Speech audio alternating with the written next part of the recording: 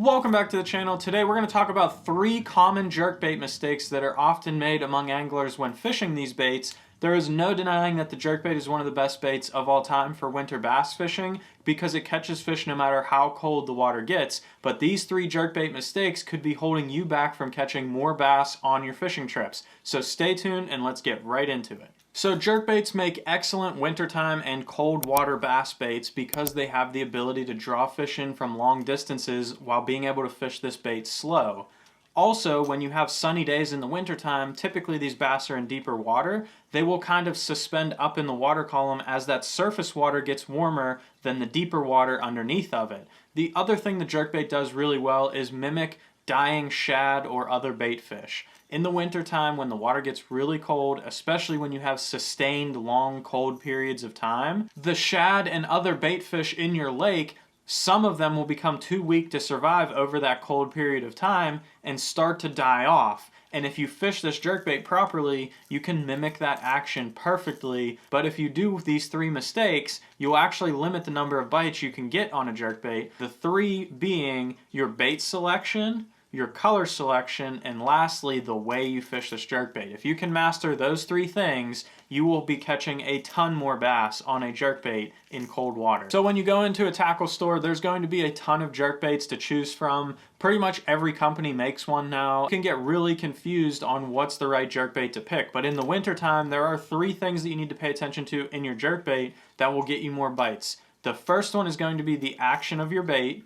The second one is going to be the depth the bait dives. And lastly is going to be the buoyancy of the bait. Does it rise or does it sink or does it suspend? So the first thing is going to be the action of your bait. And you probably think all jerkbaits are jerkbaits. They dart back and forth and that's the action of the bait. But you can get different jerkbaits that will do different things in the water based on the body shape of the jerkbait you're picking. So baits like the Megabass Vision 110 or the Lucky Strike Ricklun RCS TX, those baits are very slim in profile. They have flat sides on the bait, almost like a flat-sided crankbait would. And they have 3 hooks that cause a little bit more drag and slow this bait down when you're darting it back and forth. That is the desirable action you're looking for this time of year. So when you work this bait, it's going to dart left and right just like any other jerkbait would, but it's going to glide through the water and make real long darts rather than snap back and forth really sharp and almost turn 180 degrees every time you dart it back and forth. A couple other examples of these would be like the Berkley Stunna that just came out, and even the Rapala Shadow Rap Deep. Those are awesome jerkbaits. They catch a ton of fish and they still have flat sides, so you don't have to just buy a megabass to get that action.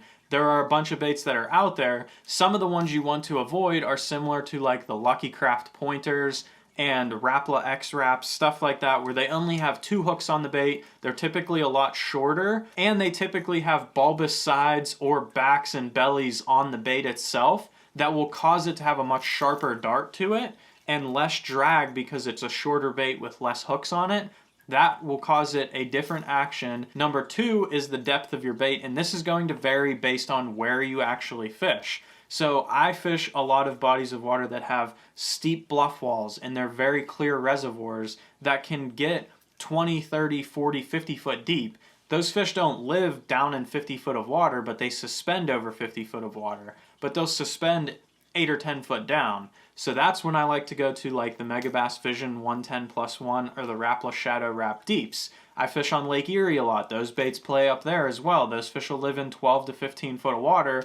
You want your jerkbait to be above the fish. Oftentimes you're fishing in clear water. They can see this if it's down 8 foot deep. If they're in 12 foot of water, they can look up 4 feet and see it. And if you fish it properly, they will come up off the bottom to get this bait. Pick the depth of your bait based on where you're fishing. My 2 go-tos are either the 110+1 or the 110 regular, or any bait that dives in those range. I like to have a bait that dives about 4 foot and a bait that dives about 8 foot. I'll use the 8 foot one when I'm fishing in deeper water and clearer water, and I'll use the shallower one when I'm fishing in grass lakes and stuff like that. So in Florida, jerkbaits still work great in Florida, but you're not going to fish a 110+1, you'll fish the 110 regular. It's going to get over the grass that you're fishing. Or even in ponds, it works excellent with the shallower diving bait. And lastly, we want to check the buoyancy in our bait.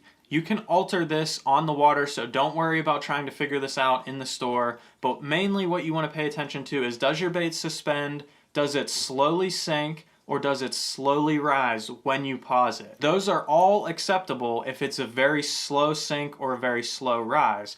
But if you twitch your bait down and you let it sit for 5 seconds and it floats all the way back up to the surface, it's never going to get bit because you'll never get your bait deep enough. So if you can get this bait to suspend, that is the best way you want it to go.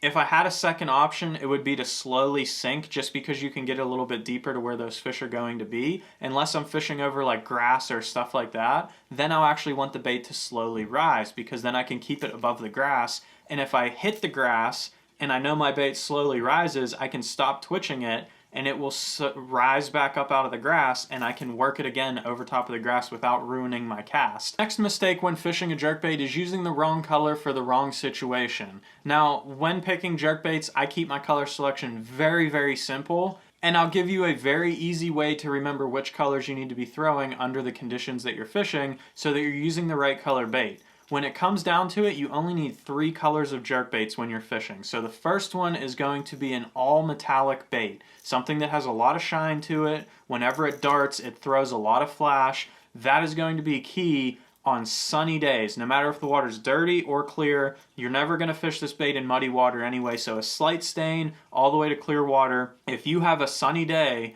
and you throw this bait with a lot of flash to it, it's going to throw that flash every time you dart it, and that's going to draw the fish in from a long distance. The next color you're going to need is going to work on the cleanest of water you can find. No matter how clear the water gets, this color will work every single time. Sunny conditions, cloudy conditions, this is my go-to, and that's going to be a translucent bait. You should be able to see right through this thing, see the ball bearings on the inside, see the weight transfer chamber, and be able to see your hand on the other side of the bait when I look through it. That is going to be key on those cleaner water lakes. This gives it a more natural presentation when the water is that clear. And the last color is going to be the one that I fish whenever the water is stained. I won't really use this bait in clear water that much. I prefer to use either the metallic on sunny days or the see-through pretty much anytime the water is clear. But this one works when the water is stained. I'll fish this to the dirtiest water that I'd fish a jerkbait in, which would be like 2 foot of visibility. And usually I'd be fishing this shallower. That's why this one is in the shallow diving version. And that's going to be an all white or a bone color or a pearl, anything like that. It should be fully opaque. You should not be able to see the ball bearings on the inside. You should not be able to see the weight transfer system. And it also helps sometimes if it just has a little bit of an orange belly. This is going to throw off a ton of flash in that dirtier water every time you're darting this bright white bait back and forth. And the last common mistake when fishing a jerkbait is actually how you fish the bait. Unfortunately, we are still frozen over here in the Northeast. There is fishing coming very soon. I will be going to Florida here in about 3 or 4 weeks. If you want to see anything specific while I'm down in Florida, go ahead and leave it in the comments below. I will be making videos on anything that you guys leave in the comments down below. And we'll be doing some instructional on the water videos coming very soon. But for now, I'm just going to explain what I'm going to talk about here with the way that you need to fish this jerkbait to get more bites. So the one thing you hear about all the time is the actual pause length on your jerkbait. So when you're twitching this bait, the reason you want it to suspend is so you can pause it in the water column and let it sit there. However, you can waste a lot of time if you're letting your jerkbait sit there for 30, 40, 50 seconds, even a minute every time you stop twitching it. But if you're still searching for fish or trying to find fish with this jerkbait, I never let my jerkbait sit for longer than 5 seconds. So I'll give it 2 twitches, let it sit for 5 seconds. And then 2 twitches, and let it sit for 5 seconds. I promise if there are fish around, if they're going to be interested in it, if you let it sit 5 seconds around there, they will still come and eat that bait no matter how cold the water is. Another thing you never want to do when you're fishing in cold water or fishing a jerkbait ever is to pull the bait with the reel. So I only use the reel to pick up the slack in my line. I will never twitch my rod and use my reel at the same time. I will reel up my slack and then I will twitch my rod a couple times. And then I will reel my slack back up and then twitch my rod a couple times. I do them alternating.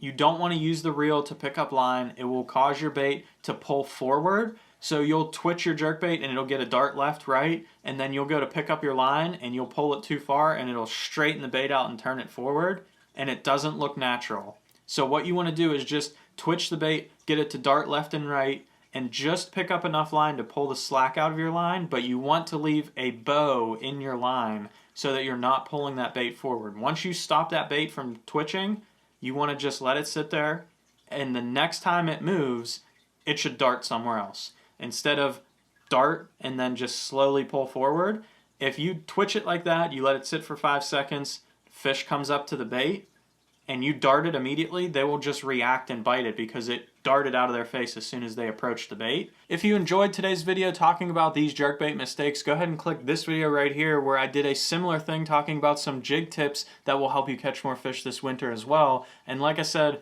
comment down below anything you want to see in Florida. It's coming soon. And more on the water tutorial videos. We got some big things coming this year, so make sure you hit that subscribe button so you don't miss it.